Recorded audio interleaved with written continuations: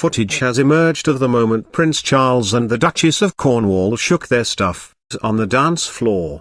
The couple, who are on a 9-day visit on behalf of the British government to West Africa, were enticed onto the floor at a state dinner in Accra by the President of Ghana on Monday.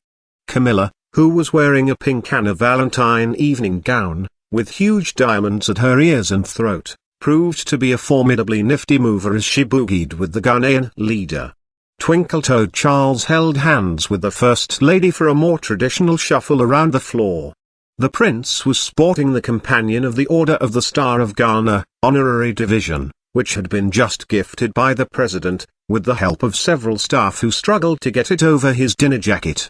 Both Charles and Camilla are keen dancers and have displayed their talents in public, on several occasions previously, the Duchess even enjoying a quick step with Strictly Come Dancing judge Craig Revel Harwood. The glittering dinner was the couple's last engagement in Ghana before flying to Nigeria, where the prince met with traditional rulers, and found a touching memento of his mother.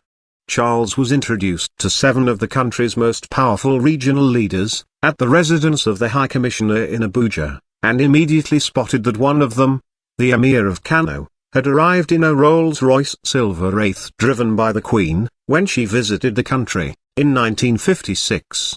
It was subsequently bought by his grandfather, the Emir Muhammadu Sanusi.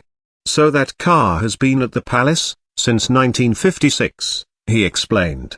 Asked whether he drives it very often, he said, "Well, I drive it when I want to show off.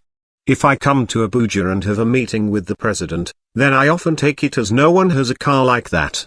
The 7 leaders, dressed in their traditional finery, arrived in a procession of vehicles shortly before the prince and were shielded from the sun, as they stepped out by staff bearing brightly colored parasols.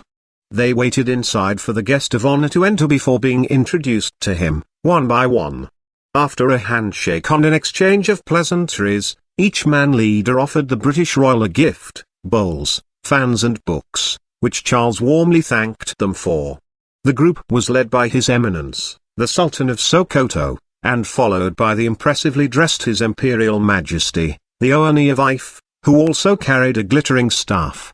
Others in the group were His Royal Highness, the Shah of Borneo, His Imperial Majesty, the Oba of Benin, His Highness, the Emir of Kano, His Royal Highness, the Etsi of Nupe, and His Royal Majesty, the Obi of Onitsha.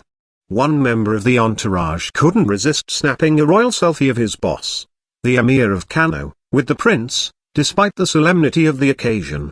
The royal party then posed for a group photograph. Nigeria's traditional rulers have their origins in the independent states and kingdoms that existed in Nigeria before the colonial period. They still continue to command significant respect and influence in their respective communities. After the introductions, the group sat down together for a discussion led by the British High Commissioner, Paul Arkwright. He described it as a very rare opportunity for so many of the traditional rulers to come together. He said the prince was keen to hear from them about the work they are doing to promote ethnic cohesion in a country riven by violent rivalry that has left thousands dead and what the UK could do to help.